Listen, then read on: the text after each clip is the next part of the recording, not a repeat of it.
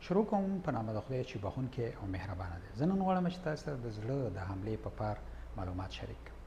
یعنې د زړه په حمله باندې سړی څنګه پوهېدلی شي، څه ډول نښې نښانې لري.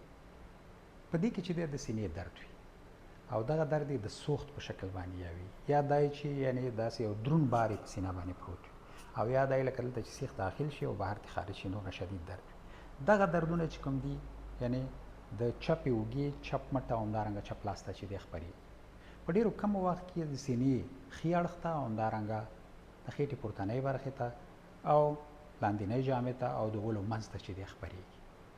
په دې کې ناروغ ډېر زیات وېرېدلی وي، هغه فکر کوي چې خپل ژوند د لاسه ورکوي. په ښځو کې زړه بدوالی او کانګې موجودې وي، او همدا وجه چې ښځې ډېر خپل ژوند د لاسه ورکوي، ځکه خلک پرې دا فکر نه کوي چې دا د زړه حمله ده، نو په وخت سره ډاکټر ته نشي رسېدلی. سړی باید ډېر احتیاط وکړي. که په هر چا کې دا ډول نښې نښانې ولیدل شي، باید په سملاسي ډول باندې ډاکټر ته ولاړ شي او خپله درملنه وکړي. کوم ډول لاملونه د دې ناروغۍ سبب کیږي؟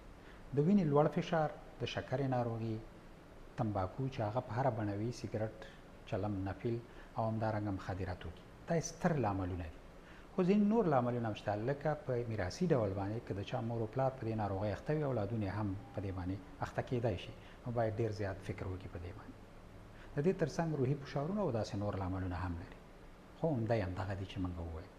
15% کې د زړه حمله په لومړي کال کې یو ځل بیا په سړي باندې راځي، او بالاخره 15% کې ناروغان د دې نه مړه کېږي، او په دوهم کال کې 10% کې ناروغان، ځکه چې بیا په یو ځل راځي په دوهم کال کې. څنګه موږ کولی شو چې لومړی ځل زړه د حملې او همدارنګه دوهم ځل د زړه د حملې ځان وساتو؟ د شکر ناروغي، د وینې لوړ فشار باید د ډاکټر سره صحیح درمل کړو.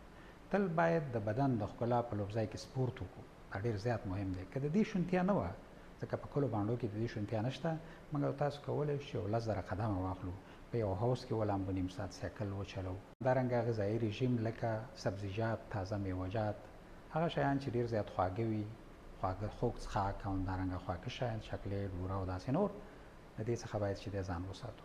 غوړ ډېر باید چې دی ونه خورو. روحي فشارونه چې کوم دی باید چې دی دا کم کړو. او هغه څنګه چې باید تل باید په اوسني حالات کې په دې باندې فکر وکړو، په اوسني ژوند باندې، په تیر او راتلونکي باندې فکر ونه کړو، ځکه چې نه راتلونکی معلوم دی او نه تاسې تیر بېرته ښه کولی شئ. نو په دې اساس باندې په دې باندې فکر کول بې ځایه دي. نو خپلو خپلوانو سره، دوستانو سره باید اړیکې ولري، یعنې یو اجتماعي ژوند باید ولري، خو اجتماعي ژوند باید داسې وي چې نه د بل چا په غیبت او نه بل چا ته په ستونزو جوړولو، بلکې نورو خلکو سره مرسته کول، د انسانیت خدمت چې دی خپله چې دی دا یو عبادت دی. تل باید په سیاسي، اقتصادي، کلتوري، دیني او داسې نورو اړیکو باندې چې دی خبرې وکړي د یو بل سره.